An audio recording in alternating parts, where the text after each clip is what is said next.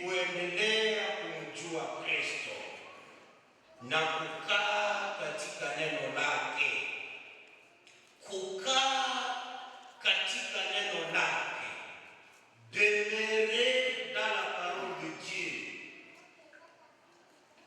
Katika dictionnaire wanasema demeurer ni kukaa avec une possibilité ya kudeménager.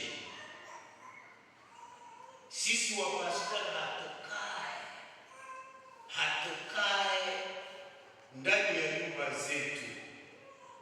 Nous ne demeurons pas dans nos maisons, kwa sababu inatosha. Directeur wa DV aandike barua ya kwamba unaenda aseme unaenda Bongwe, mara moja utafunga milango. Unaenda wapi? Utaenda Bongwe. Inatosha andike ya kama unahamia Kolwezi, unaenda Kolwezi. Hivi hatukai. Wakati wanaposema il demeure à Butembo, wanatumia tendo hili la demeurer wakati mtu anapokaa nyumbani mwake. Biblia inasema ya kama dumu kuwa hodari katika neema ya Yesu Kristo. Bwana anataka kuambia Timotheo ya kwamba asiwe kama wengine wanaoachana na imani kwa sababu ya mateso, kwa sababu ya mazingira magumu, lakini wakae katika neno la Mungu, wakae katika neema ya Kristo hadi siku ile maandiko matakatifu yanapotumia expression hii ya siku ile, hadi siku ile ifike. Bwana anataka tutarajie siku ya kurudi kwa Kristo, siku ya kupewa zawadi ya utumishi, na tubaki waaminifu katika neno lake hadi siku ya kupewa zawadi hiyo ya utumishi. Taraja hili ndilo linasaidia mtume anapokabiliana na mateso katika mazingira mabaya alimoishi alipokuwa katika kifungo. Taraja hili linamsaidia kuwa na furaha, kushinda majaribu, kupiga hatua juu ya majaribu na mateso aliyokuwa akipitia. Sisi waongozi kwa ngazi mbalimbali katika shirika letu tunaonywa kuwa hodari katika kumjua Kristo, na ni hodari huu ambao tutawafundisha wengine wanaoonekana kuwa na uwezo ama wanaoonekana kuwa waaminifu, ili kwa upande wao waendelee vile vile kuwafundisha habari za imani kwa wale wengine. Na ni hili ambalo tunaambiwa kwa shairi la pili, Mtume Paulo anaposema, na maneno yale uliyoyasikia kwangu kwa vinywa vya washuhuda wengi, mbele ya washuhuda wengi. Alikuwa labda akimaanisha Sila, alikuwa akimaanisha labda Luka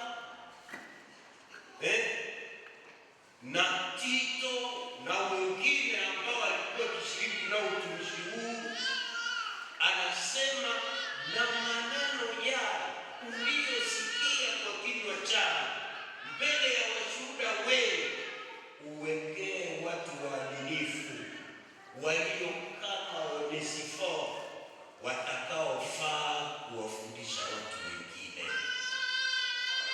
ni kwamba mtume anampatia Timotheo kazi ya kuchunguza wafuasi.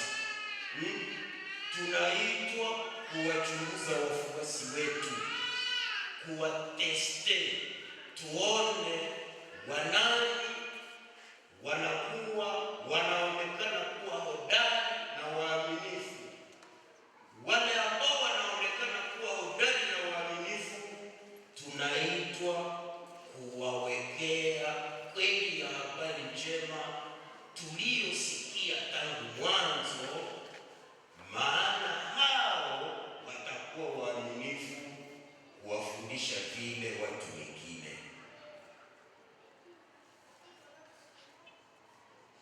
Wakuu wetu wa Assemblée Générale walipoleta mafundisho haya, walipotuagiza kufundisha mafundisho haya, walikuwa wametambua ya kwamba si wote tunaowatuma kwa dokter hapa kwa ISBETEL na kwa IBECA, na si wote ambao tunawatuma kwa YPG wasome masomo ya kiteolojia, na si wote ambao tunawatawaza hapa siku ya ordination ambao wanafanyaka kazi kwa uaminifu hadi mwisho. Wengine wanabalonaka katikati, wanarudiaka nyuma sawa Fijelo na Hermogene. Lakini waongozi wetu, ilikuwa wakati moja tulikuwa napata haya katika Assemblée Générale, wakati walipokuwa nasoma majina ya wale ambao wanarudi nyuma, ya wale ambao wanaanguka katika dhambi, na walikuwa wakihuzunishwa, walikuwa wakisema recruitment yetu ya wenye kutumwa kwa masomo ya Biblia ingefaa iangaliwe tena namna gani. Paulo anatoa rekomandasyon kwa Timotheo achunguze sana wafuasi wake, na akikuta wale walio hodari na wale walio waaminifu, ndio akabizie neno la kweli, maana hao ndio wataweza kwenda kuwafundisha vile vile watu wengine. Bwana Yesu asifiwe. Walimu wetu wa vijiji na wachungaji wenzetu, tuchunguze kati ya wafuasi wetu wale walio waaminifu na wale walio hodari, na tukikuta watu waaminifu tusiwaachilie, tuunde caisse de bourse locale, tusensibilize, tuhimize washarika wetu ili tupate pesa za kuwasukuma kwenye mashule ya kiteolojia, kwenye mashule ya Biblia, ili waweze kuwa walimu ambao watafaa kukomalisha kanisa. Tuko naenda tukichoka. Yeye ambaye hakuforme atakosaka kama achie kazi yake ya utumishi naye. Na mshukuru hati Reverend Endani Ngoi. Si kipindi chake cha Fahamu Biblia kinaendelea, aliformaka mutu, aliformaka ba Augustin Musei, akaforme na ba ndio, na niko na shukuru vile vile Reverend Jonathan Bono ambaye alikuwa akifuata kipindi cha kwa redio ya Injili cha msindikizo, na iko nafundisha vile vile Chitubeka. Alimkuta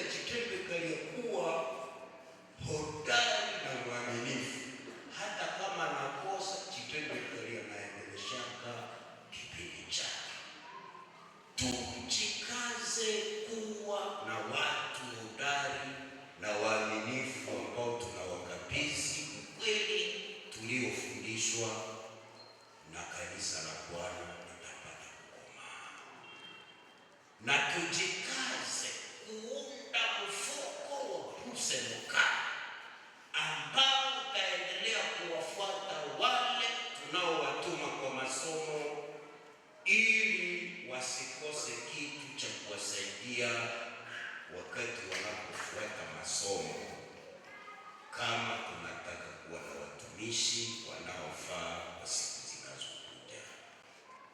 Basi Bwana atubarikie neno hili. Tutakuwa na maombi. Tamsihi Mchungaji Reverend Mwindo Kambwenze ataweza kusimama kuomba. Tuiname sote kwa maombi.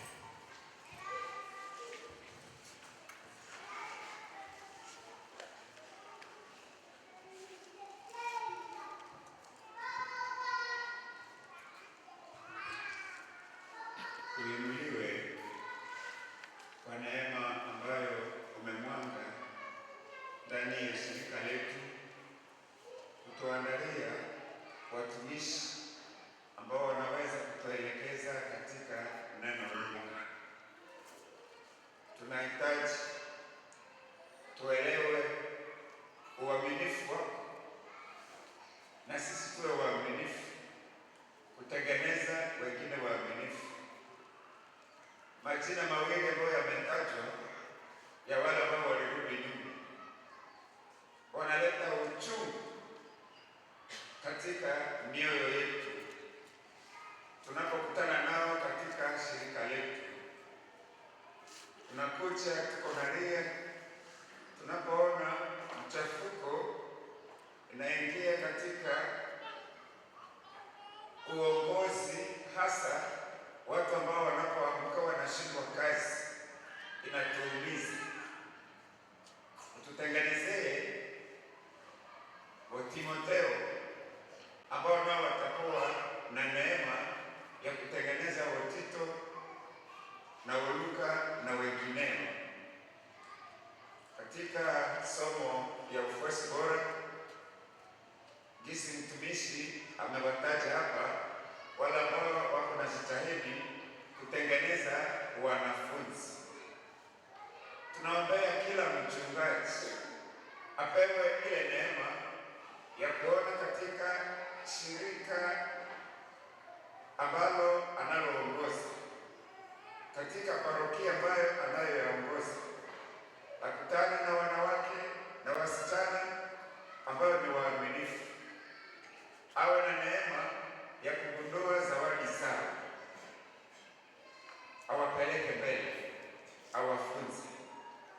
Tunawaombea wachungaji wanaokuwa na macho ya kuona wavulana na wababa shujaa ambao wanajaa neema na imani ya kufunza,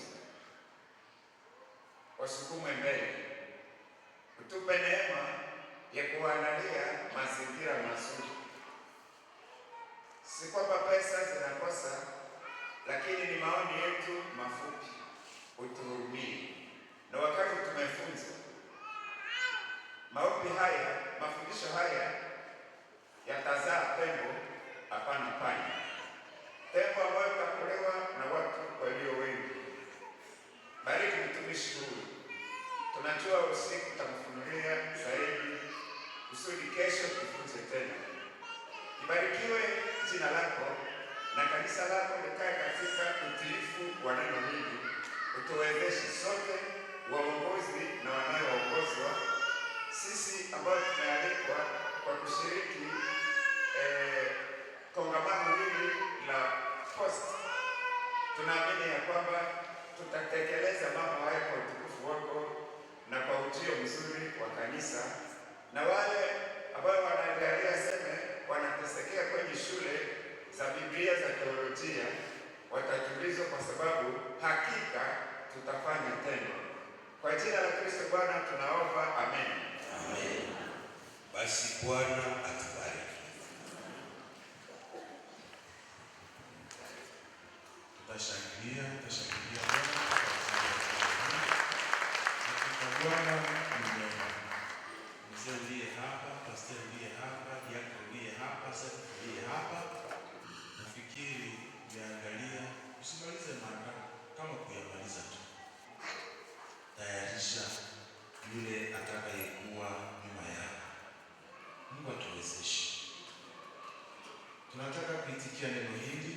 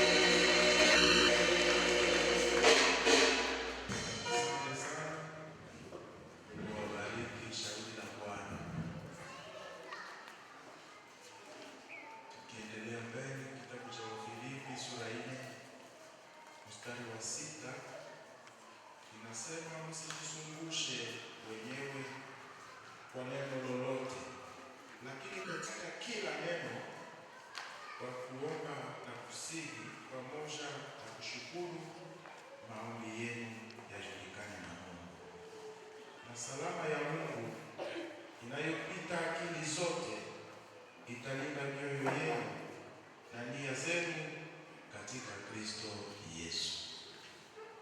Muda mzuri ambao tunataka kumwomba roho zetu mbele ya Bwana, tukiombea shida mbalimbali, masumbuko yetu tukialeta mbele ya Mungu, kwa sababu yeye ni mwaminifu, mwenye nguvu, ili atuchukulie yote.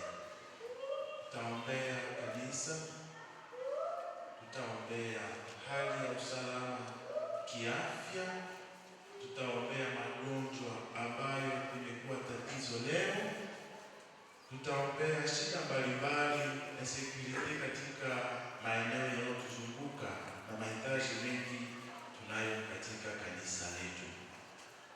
Hii ni kwamba tutasimama sote mbele ya Bwana na baraka mbali katika hapa kwa kuongoza kipindi hiki cha maombezi. Tusimame mbele ya Bwana, kumwambia shida zetu ili atuchukulie.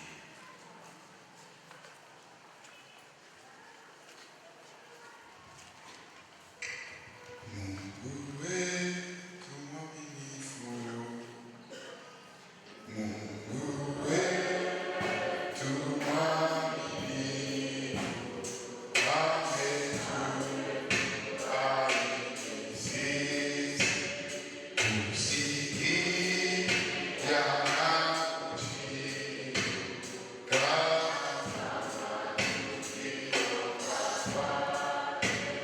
Mungu atatusikia kama tukiomba kwake, kweli twende sasa na imani, kweli atatusikia, kweli twende sasa na imani, kweli.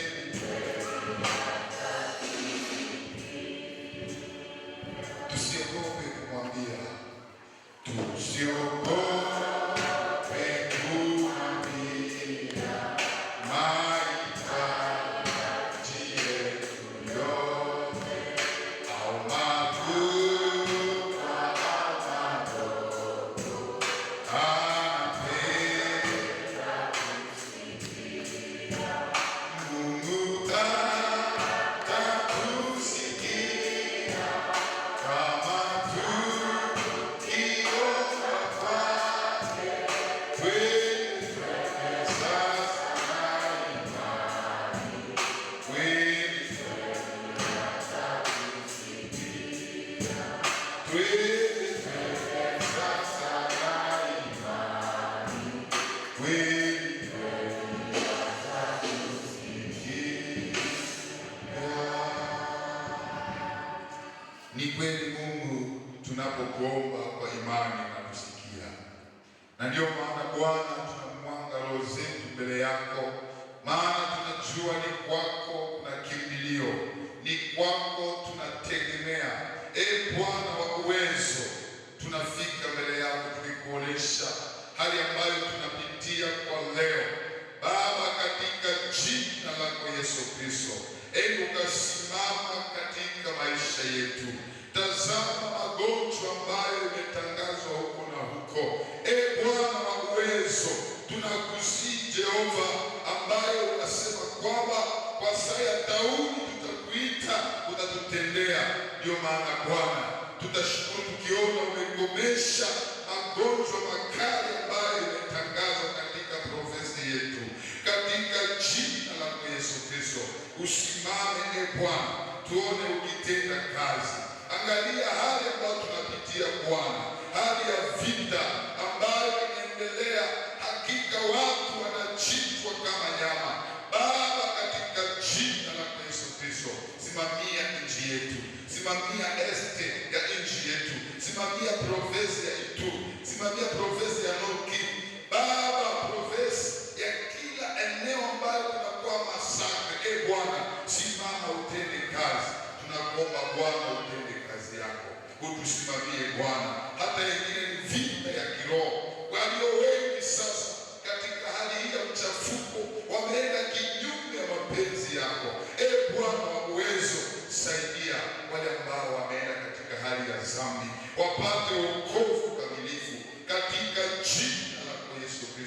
Baba wa neema, tenda kazi yako. Baba wa neema, utusimamie katika programu hii ambayo tunaendelea nayo katika Assemblee yetu ya Poste. Utusimamie Bwana, mawazo itatokea huko na huko, utusimamie. Tunaomba mkono wako pekee utende kazi na usimame. Tunakosa tuseme nini Bwana? Unajua haja ya mioyo yetu. Unaona watumishi wanakuwa na kazi kubwa sana, maana wengi kama vile waimbaji wametoka kutuimbia, watu wanapenda wajiongozi, watu wanapenda wafanyie zamu ndani ya kanisa. Bwana utukumbuke, utupatie hekima ya kiroho ya kuongoza watu kama na hawa. Bwana wa uwezo, utusimamie. Simamia viongozi wa Poste, simamia viongozi wa community, uwapatie hekima tena zaidi kama uliopatia akina Solomona hekima ya kuweza kutawala. Bwana tusaidie, utuwezeshe Bwana, maana uko wema. Tunanyamaza kimya tukiamini unatusikia, tukiamini utatenda hata zaidi kuliko hata maombi yetu. Tunapoona hii tunakushangilia kwa makofi, tukiamini hakika utatenda kazi katika maisha yetu. Twaomba ni katika jina la mkombozi Yesu Kristo. Na Bwana akupe haja ya moyo wako.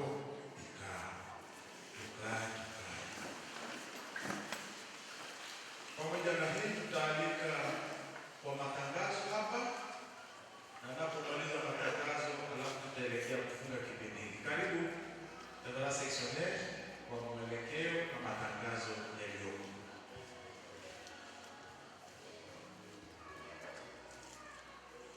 Bwana asifiwe tena.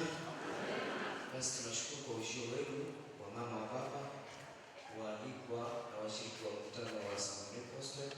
Bwana atubariki sote, amen. La kwanza linahusu mazingira ambapo tunafanyia kazi.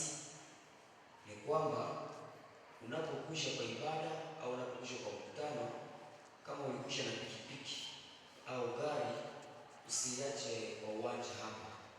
Mara moja unaingia nayo katika uwanja wetu wa Bureau Poste. Kuna wale ambao watakuongoza kule kwa ajili ya kuelekeza. Alafu wale ambao wanakuwa na pikipiki ambazo zimekuwa hapa, wakati tunaenda kwa pumziko ndogo, hakikisha pikipiki yako imewekwa katika mpango yetu ya Bureau Poste, na pia uhakikishe wamekupatia jeto. Katika mikutano kama hii, kuna wale ambao wanasharika ili waharibu mazingira mama. Wasipie kuiba pikipiki yako. Ukiingiza moto yako kule, unasahau jeto, utakuwa na magumu ya kuchukua moto yako. Ndio maana tunasema wakati unaingia kule, hakikisha umepata jeto kwa mkono ya watu wanaochunga. Na kama unaipoteza, mara moja uharifu haraka ili waweze kufanya utafiti na kujua kama inapatikana namna gani. Ile ni jambo la kwanza. Jambo la pili, tunapomaliza ibada alafu tunaenda kutumia uji, nichukue nafasi hii kwa ruhusa ya mama President Sectionnaire, tunaenda kutumia uji na sote tunapanda huko. Sote kabisa, sote tunapanda huko. Tutakapofika huko, alafu wachungaji wote pamoja na wakoseye ambao wametoka kwa section. Najua kila section inakuwa na wakoseye wawili. Wanapanda katika chumba chetu cha mikutano kule juu, mahali tunazoea kukua. Ni pale watatumia uji wachungaji wote pamoja na wakoseye wa section. Alafu Bureau Poste pamoja na mambo effectif pamoja na chef de projet ambao wanakuwa hapa, alafu tunaingia nyumba yetu kusalo ya maison de massage. Ni pale tutatumia uji wetu. Alafu na washiriki wote wa ibada hii pamoja na washiriki wa mkutano ya Assemblee tunaingia msala ya conference yetu ya ile beka. Ni pale tunatumia uji wetu. Alafu narejee kwa utaratibu, tunasema wachungaji wote pamoja na wakoseye wa section tunapanda kwa chumba cha mkutano ya Bureau Poste. Bureau Poste pamoja na bureau ya mkutano ya Assemblee pamoja na mambo effectif tunaingia kusalo ya maison de passage. Washiriki wa ibada, yaani wa ibada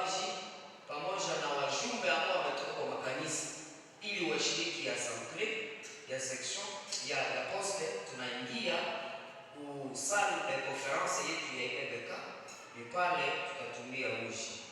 Tunaamini kwamba utaratibu huu tutaufuata na Mungu atubariki. Amen. Tunashukuru sana Baba Sectionnaire kwa matangazo haya.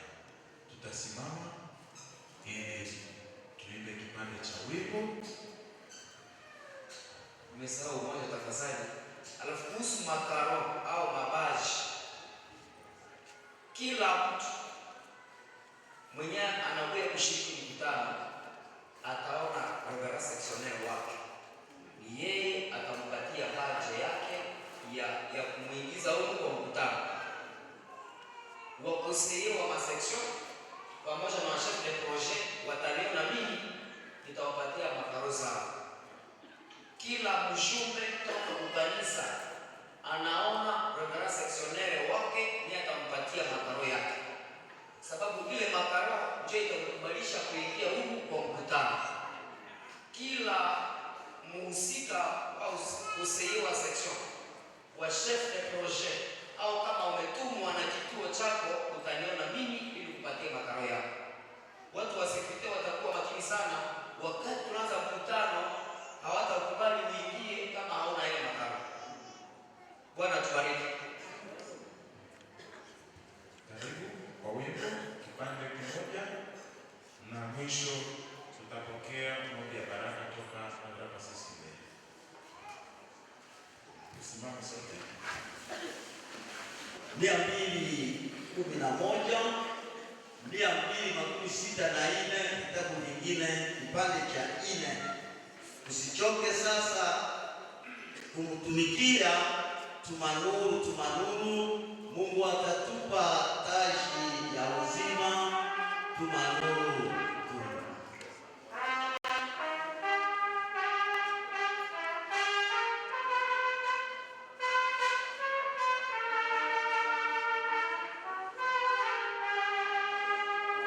Tusichoke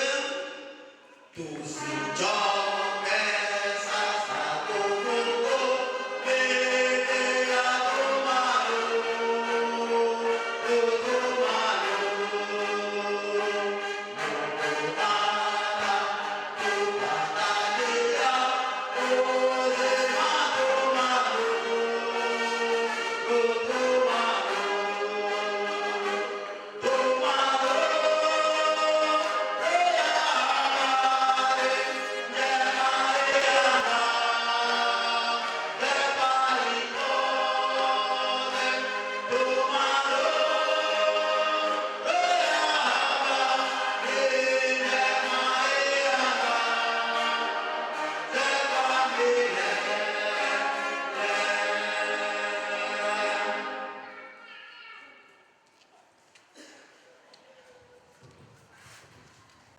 Mwenyezi Mungu, tunakushukuru kwa uwepo wako katikati yetu, na tunaendelea kukushukuru kwa mwelekeo ambao umetupa tena kupitia neno lako.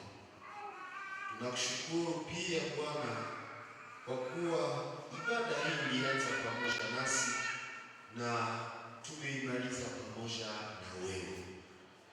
Tunapotaka sasa kupumzika kwa kutumia uji, Bwana, tunakualika tena wewe mwenyewe hatue pamoja nasi na ubariki hata uji ambao tunaenda kuutumia.